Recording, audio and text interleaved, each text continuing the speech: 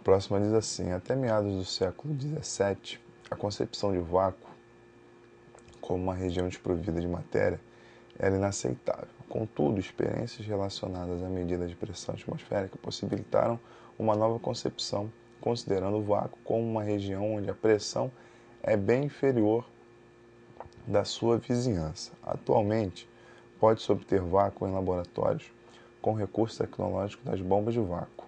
Considere que se tenha obtido vácuo a pressão de aproximadamente 1 vezes 10 a menos 10 atmosferas, a temperatura de 300 Kelvin.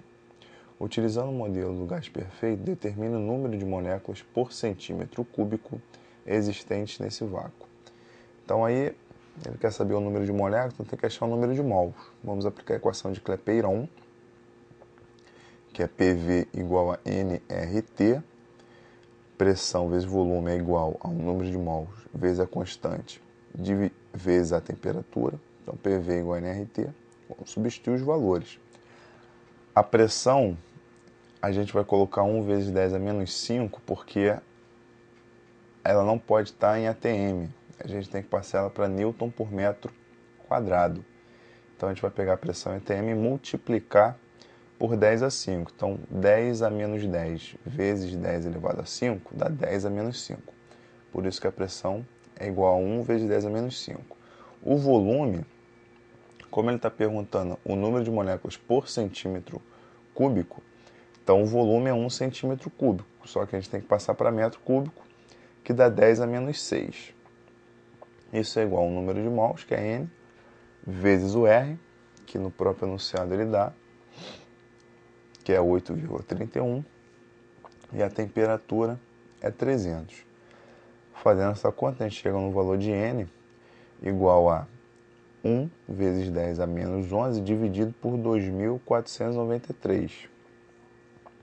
Quando faz essa conta aí, 1 dividido por 2.493 dá o resultado aproximado de 4 vezes 10 a menos 15.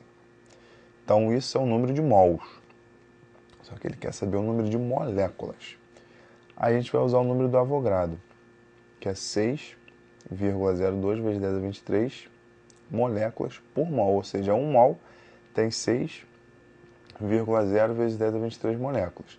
4 vezes 10 a menos 15 mols vão ter quantas moléculas? Só fazer a regra de 3, chega no resultado de 2,4 vezes 10 a 9 moléculas.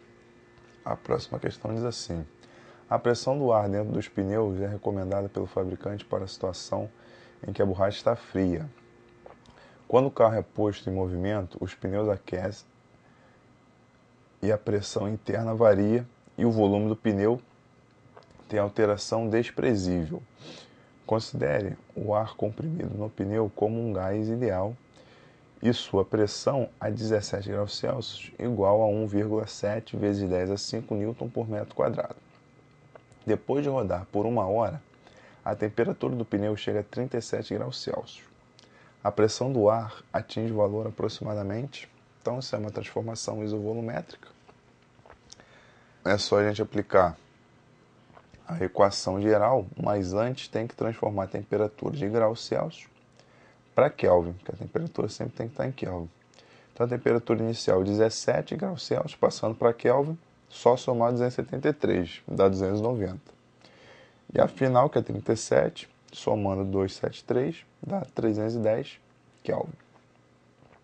Aí faz, ó, P0 sobre T0 igual a PI sobre TI.